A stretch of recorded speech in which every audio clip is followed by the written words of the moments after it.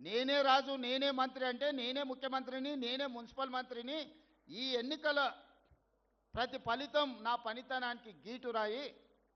నేను కష్టపడుతున్నాను ప్రజలు విశ్వసించి ఖచ్చితంగా 80% ఆశీర్వదిస్తారు కొన్ని పనులు అయినా కాకపోయినా ప్రయత్నంలో లోపం లేదు మా వాడు నిజాయితీగానే పనిచేస్తున్నాడు మా కోసమే పనిచేస్తున్నాడని పేదలు నమ్ముతారని నేను చెప్పినా ఎన్నికల కంటే ముందు 2 రోజుల ముందు నేను ప్రెస్ మీట్ పెట్టి క్లియర్గా చెప్పిన 12 సంవత్సరాల ఢిల్లీ నుంచి పరిపాలనను చూసిండ్రు 10 సంవత్సరాలు గడీల నుంచి పరిపాలన చూసిండ్రు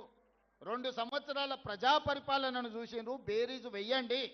12 ఏళ్ళకి ఏం తీర్పిస్తారు 10 ఏళ్ళకి ఏం తీర్పిస్తారు 2 ఏళ్ళ పరిపాలనకి ఏం తీర్పిస్తారో మీ విచక్షణను వాడి మీరు తీర్పు ఇవ్వండి అని చెప్పి ప్రజలకు విజ్ఞప్తి చేసిన దాని ప్రకారం ఈరోజు 85 నుంచి 90% ఫలితాలు అనుకూలంగా వచ్చినాయి దీన్ని ఇంకా అభివృద్ధి పదం వైపు నడిపించే బాధ్యత నాకుంది దీనివల్ల నేను విర్రవీగను గెలిస్తే ఉప్పొంగడము ఓడిపోతే కుంగిపోవడం నాకు లేదు నేను అన్నీ చూసిన జడ్పీటీసీ నుంచి ముఖ్యమంత్రి వరకు 20 సంవత్సరాలలో అన్ని హోదాలు చూసిన కానీ ఎప్పుడు కూడా ప్రజలకు దూరంగాలే పేదవాళ్ళకు వ్యతిరేకమైన నిర్ణయాలు తీసుకోలేదు రాబోయే 20 సంవత్సరాలు కూడా ఈ పేదల కోసమే పనిచేస్తా ఈ పేదల సంక్షేమం కోసమే పనిచేస్తా మా లంబాడ సోదరులకు అందులో ప్రత్యేకమైన భాగస్వామ్యం ఉంటుంది